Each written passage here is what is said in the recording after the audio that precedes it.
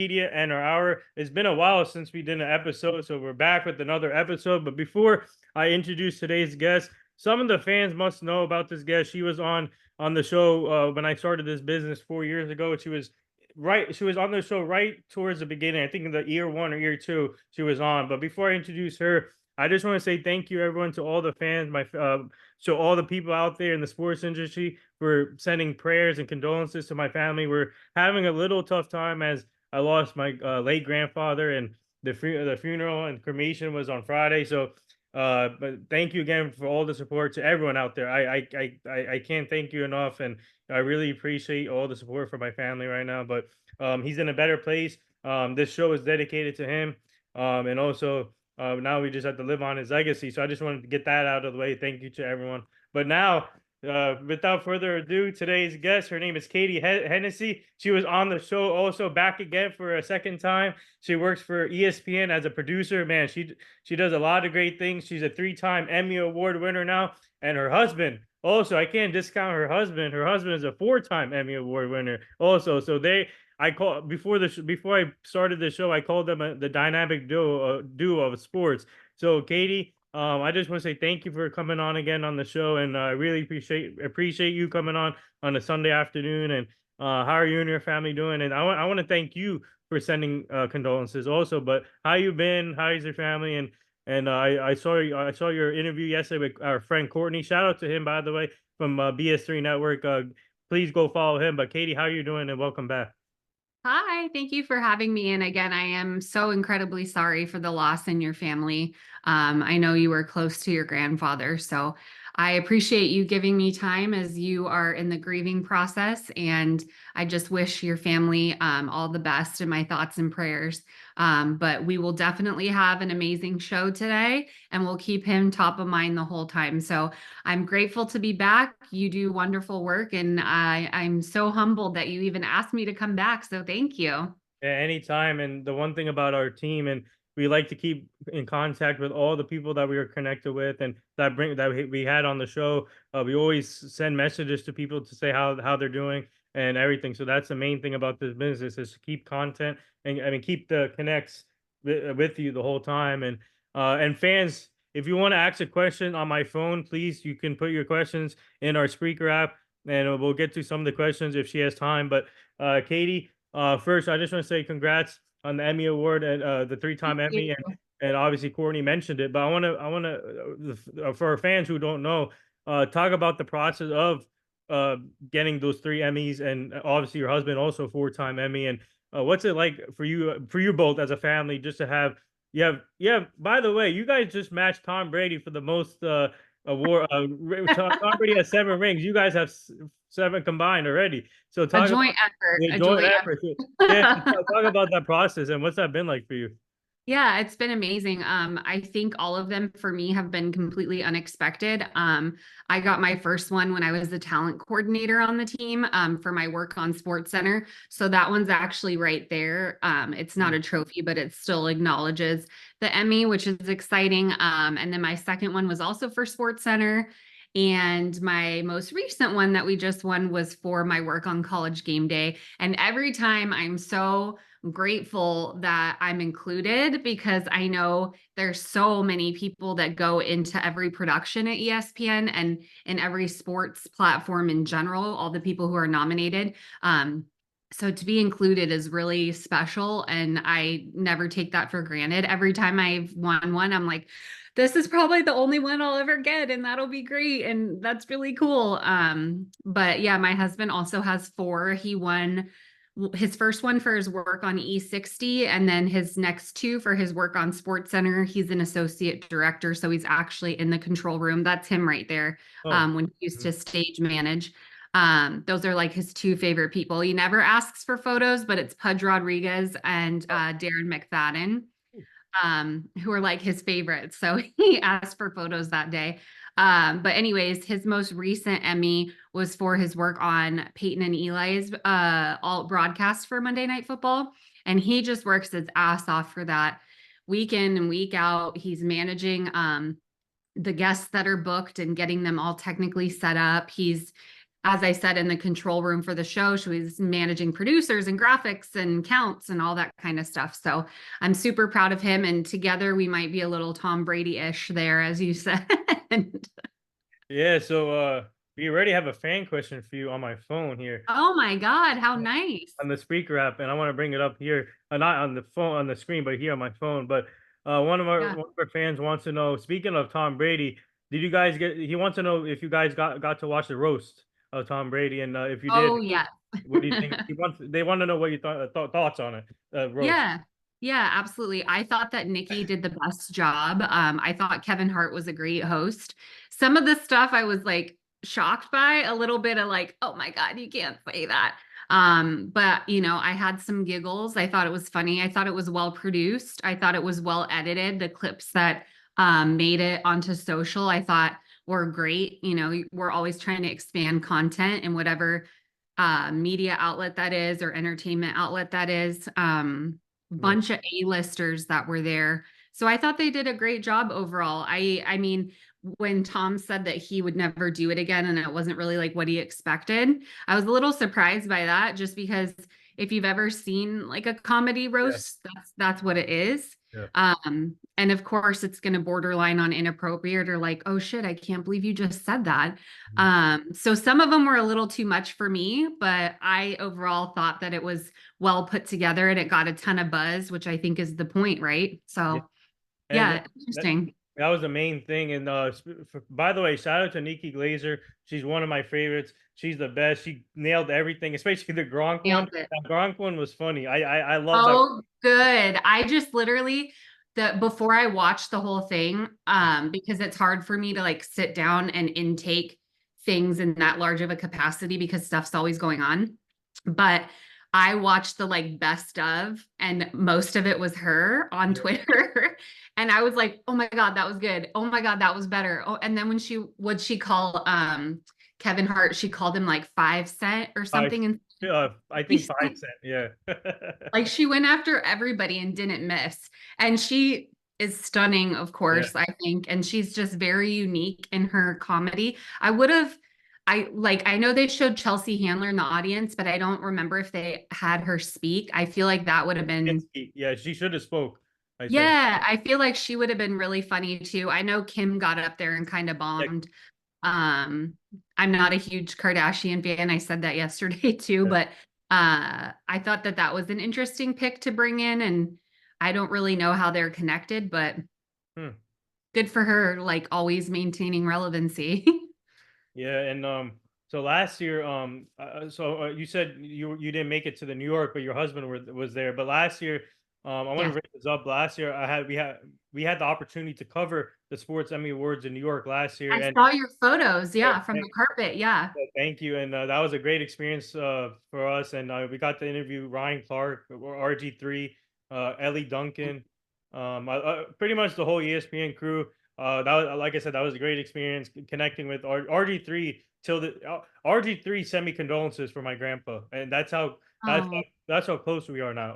I can reach out to RG3 anytime I want. He answers to our stuff. I always him and his wife they always show support, and I show support for them, and RG3 was the best, and that experience was awesome. But I just want to talk that like obviously you weren't there, but your husband was there. But just talk about like the place that holds the event that every year in New York, and just talk about what does that mean for the people who work for ESPN, who gets nominated, and even you guys work behind the scenes, even the producers. What does that mean to you? The place in New York that holds the event. What does that mean to you guys as a whole? Yeah.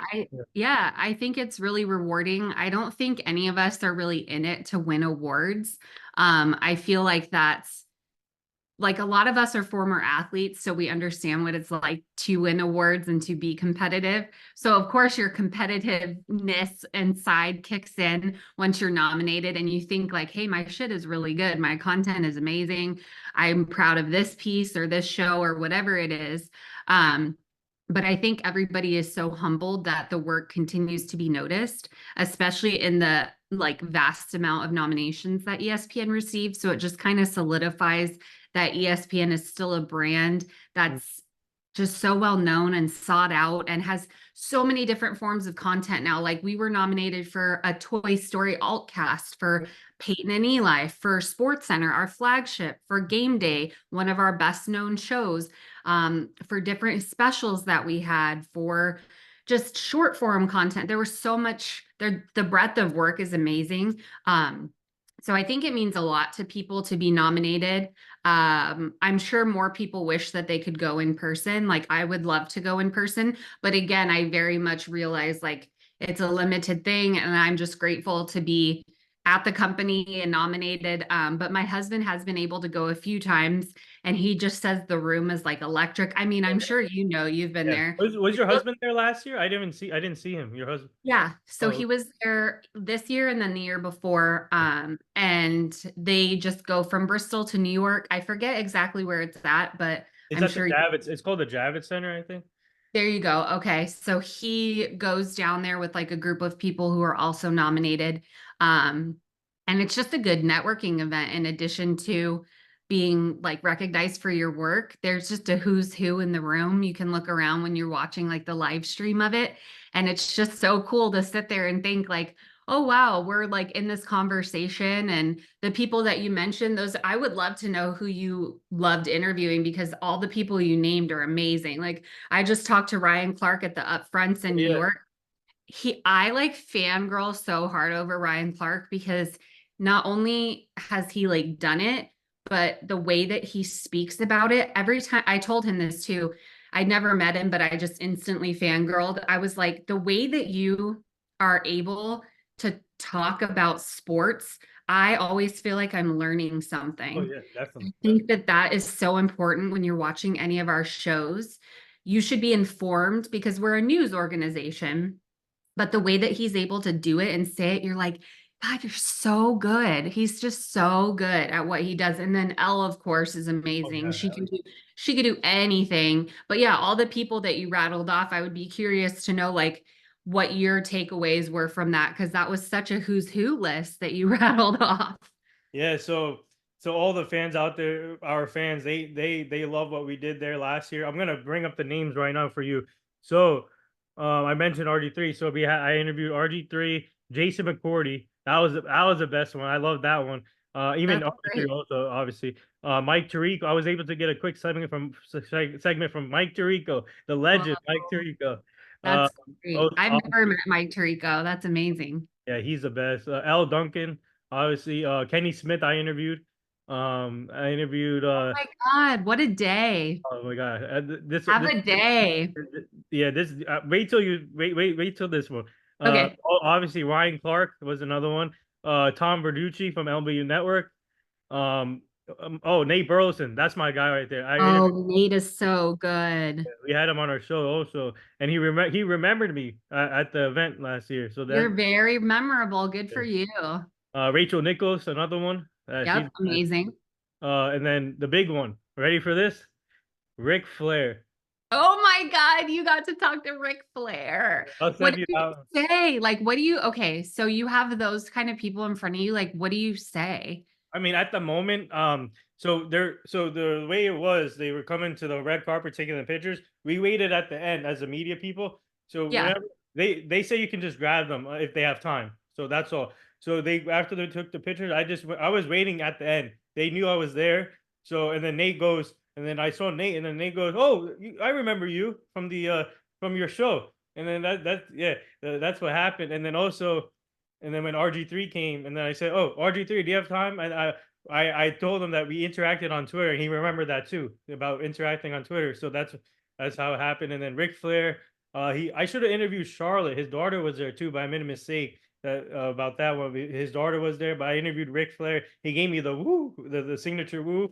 He did that, and I'll send you that interview so you can check it out. But Yeah, that'd be great. but it was just an amazing moment, just having this for them to have time because they weren't. I knew they had to go into that other section for the awards. So for them to have time, just to take time and people to remember me, that means a lot. And then Jason McCarty was cool, down to earth guy.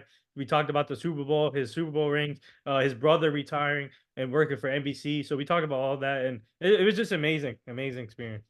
Good for you that you have knowledge about all those people, that you're able to conduct interviews and you're not, like scared about it. Some people just don't shoot that shot in the moment and they're more like observers, but you just seem like an active player in it. And I think that's how you're really able to generate good content. So good on you. That's a really great list. And like what you said when we started is so important. And I talked about it yesterday, but like, you have to keep those connections with those people in the circle, and people will get back to you. And if they don't, like, that's on them.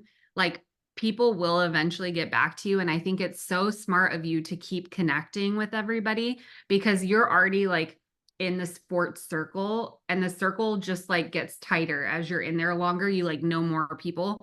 So the more that your network you continually to run through everybody is just so smart. So when you said that, I was like, Yeah. that's it. That's exactly it. Yeah, so before we get to another fan question, and do you know Allie Clifton from she covers the Lakers. She covers LeBron and the Lakers. She covered Cleveland when LeBron was in Cleveland. Is she work for like Sports Spectrum, like the LA one? Does Yep. she, yeah, I don't know her. I know like of her, like I've seen her work. So I don't know her though. So we had her on our show like 3 years ago, and she called me the most persistent person I ever seen. She said. That's so cool. That's a huge compliment.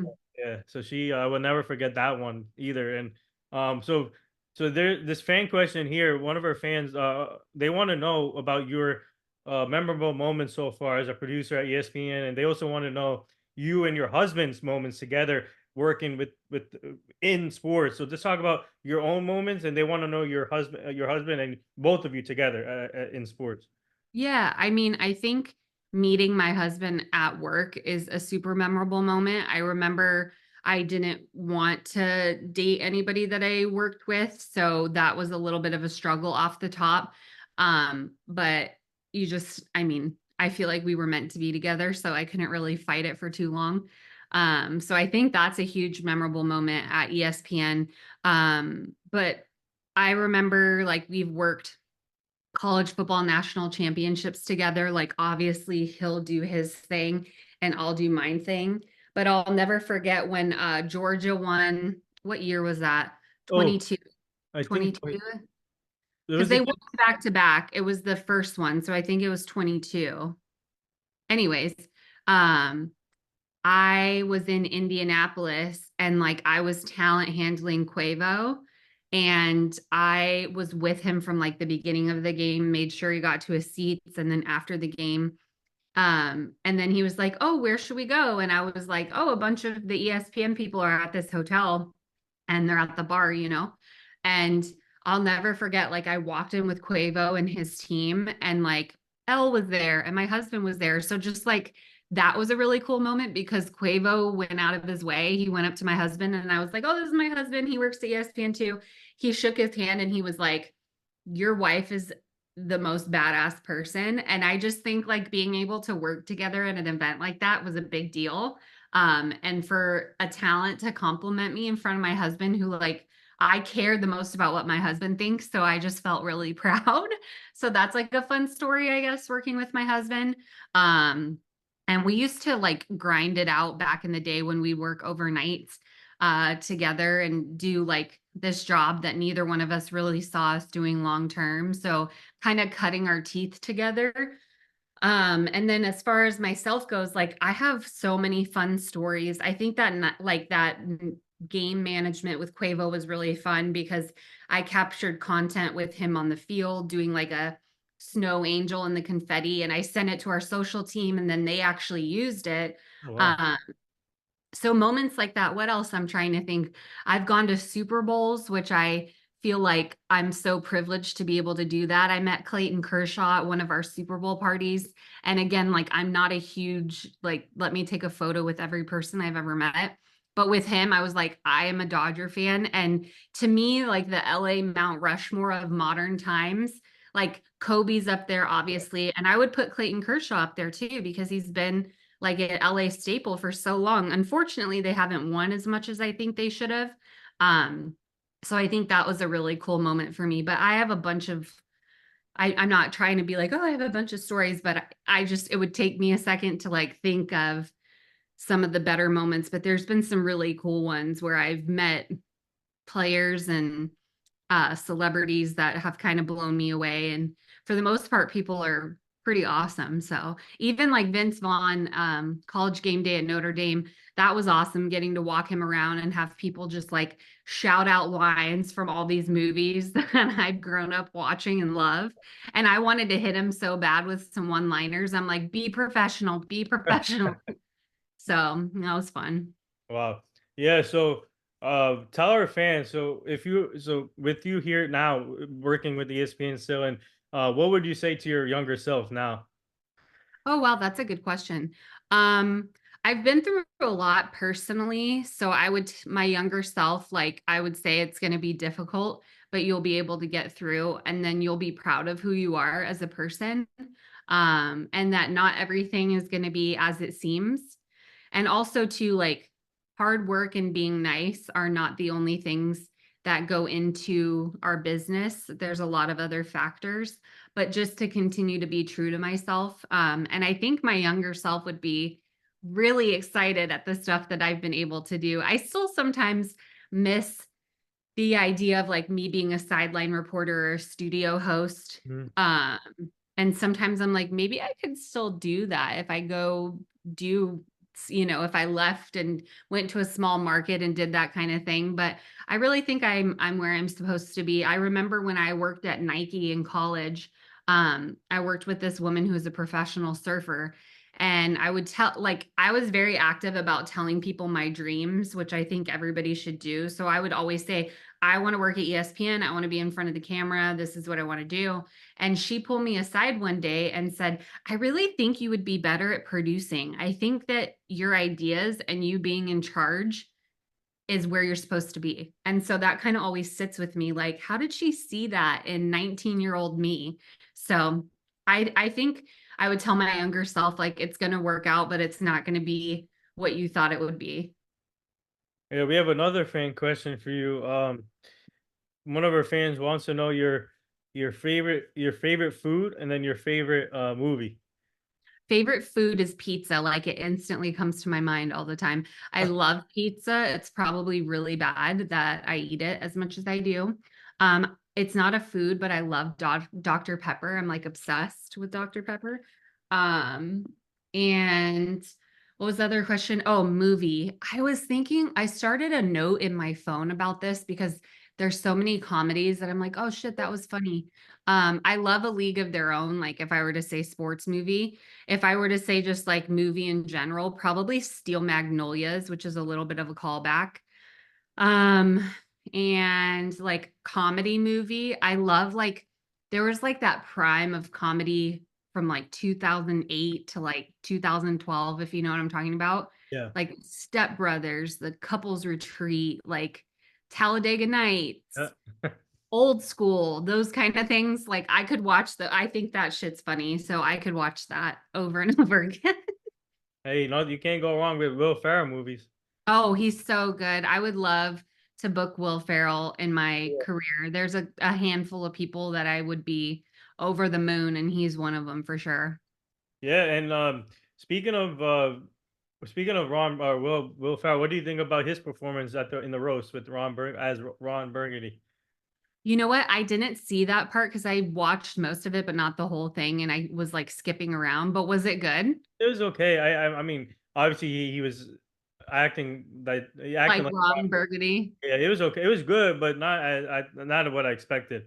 Yeah, So I'm not a huge, what is it called? Anchorman. yeah, I'm like, that's not one of my favorites of his. Like, I don't know. They're such a good cast, so I maybe expected more. I think Paul Rudd is one of the funniest humans alive. When I mm, worked with him on Ant-Man movies, he just is so funny normally and nice.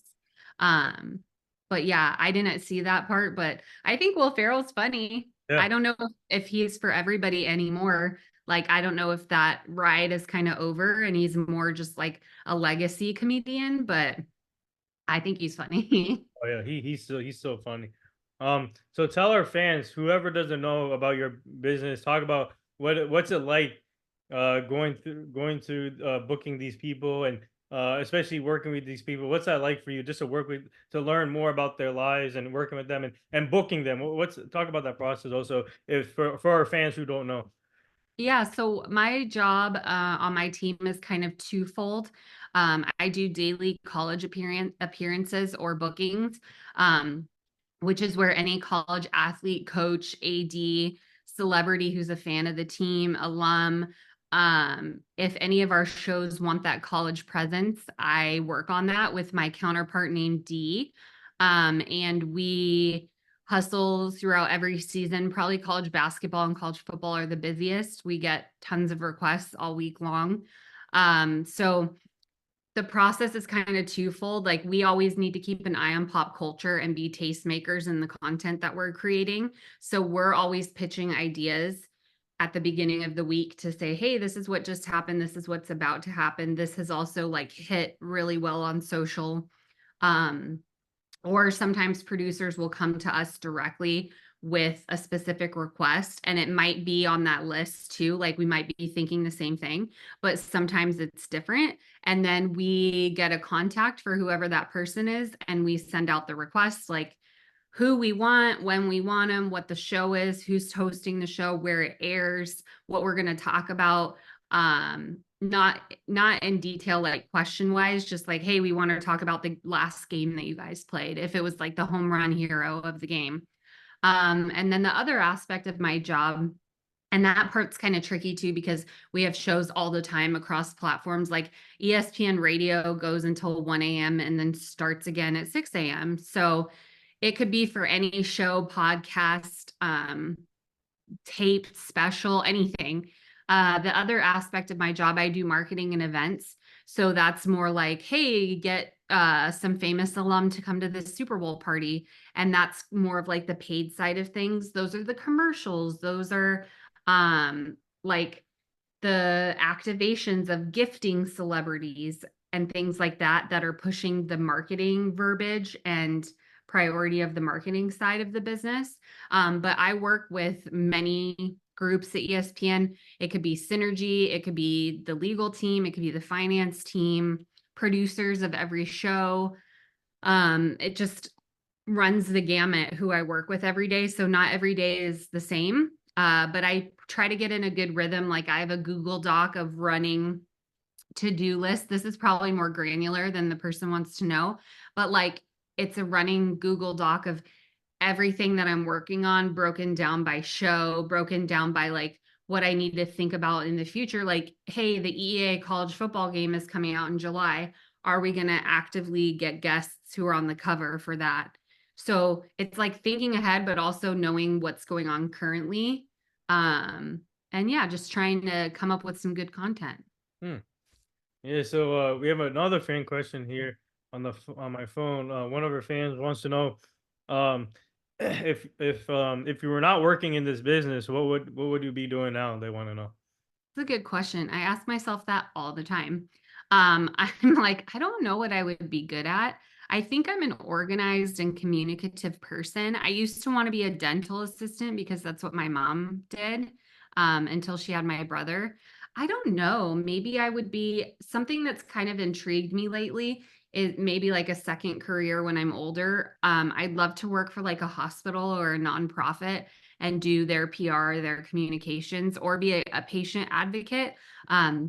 Just with all the things that my mom and my sister went through, I feel like our medical system needs Mm, more humanity in it. And I feel like I've been through so much of that that maybe I could take my skills that I've learned professionally and also yeah. personally going through like being in the hospitals and stuff, that I could bridge the gap for people who don't really know that they have a voice in the process. But yeah, I'm not really sure what I would do outside of that. I think being a makeup artist is really cool too, but I'm not good at makeup, but I think that that would be something fun. I don't know. I like to paint, I like to read. I like being creative, so I'm not really sure, but it's always interested me to be able to give back in some capacity, whether it is at a hospital or a nonprofit. Yeah, speaking of hospitals, and they can use some improvement. Some of these hospitals can use some improvement of the people. And also with so I'll give you like a quick example. Like my grandpa, he's been before he passed away, he was in and out with hospitals. He's been in the hospitals for 5 months.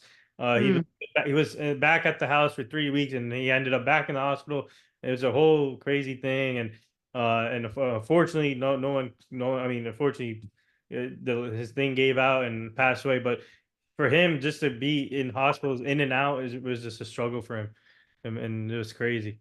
And Yeah, it's an immense struggle and it puts this pressure on the family because we don't know what we're supposed to know or not know. And you just trust that whatever the hospital staff and doctors are telling you is like the best option. And you feel like you can't ask questions because you feel like this pressure because it literally is life or death. So it's like helping people get comfortable with the fact that like you do have rights, you do are able to ask questions. There are people there to help facilitate that. And not everybody knows that. And unfortunately, like our whole medical system, I think could use some improvement. I am grateful for the people who work at hospitals who are out there saving lives, but I just feel like the human side of it could use some improvement. yeah, and speaking of nonprofit, I can get you connected with our nonprofit foundation that we work with. It's called the Hugh Jackson Foundation. We're helping them out, trying to prevent human trafficking, and it's run by a lady named Kimberly, and then it's run by I'm sure you know him, Hugh Jackson. He used to coach Yes. the NFL with the Cleveland Browns, but now he's coaching Grambling State University, and Yes. they've been appreciative of our help. And we've been helping their foundation for the last 4 years, and I can get you connected if with them if you're interested. If you want to help Yeah. out, we're trying to help them prevent human trafficking.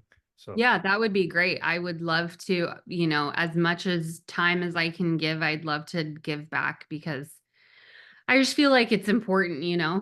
and it could be whatever cause is close to people's hearts, but I feel like it is important. Mhm.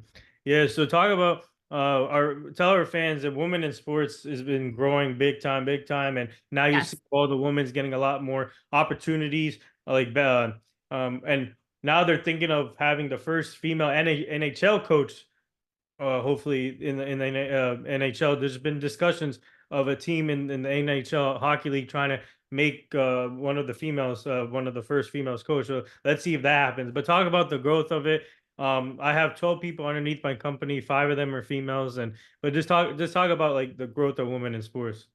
Well, that's fabulous. Congratulations to you for, being diverse in who you hire. I think that that's fabulous. I think that women's sports could always continue to grow, but I also realize that there's going to be a subsection of people who never take it seriously. And I don't think that's who we're trying to get Yeah. to, anyways.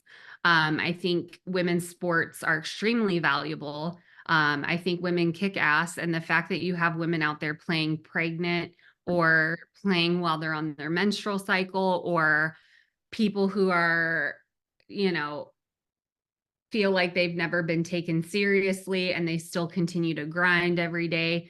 The mental, the physical burden that takes on people. I just think women are extraordinary. And I'm so glad that more attention is being put on women's sports, however you want to think that happened. I'm proud of our big three getting a ton of notoriety on social. That's Trinae and Elle and Drea, who killed our women's basketball coverage and Mhm. will continue to work on the WNBA coverage. I think ESPN's always been inclusive when it comes to involving women and making sure that women are highlighted, and not just in women's sports. Behind the camera, there are a lot of women making these shows happen and possible. I always think there could be room for improvement. We could always diversify who's behind the camera, because that's a different conversation than who is in front of the camera.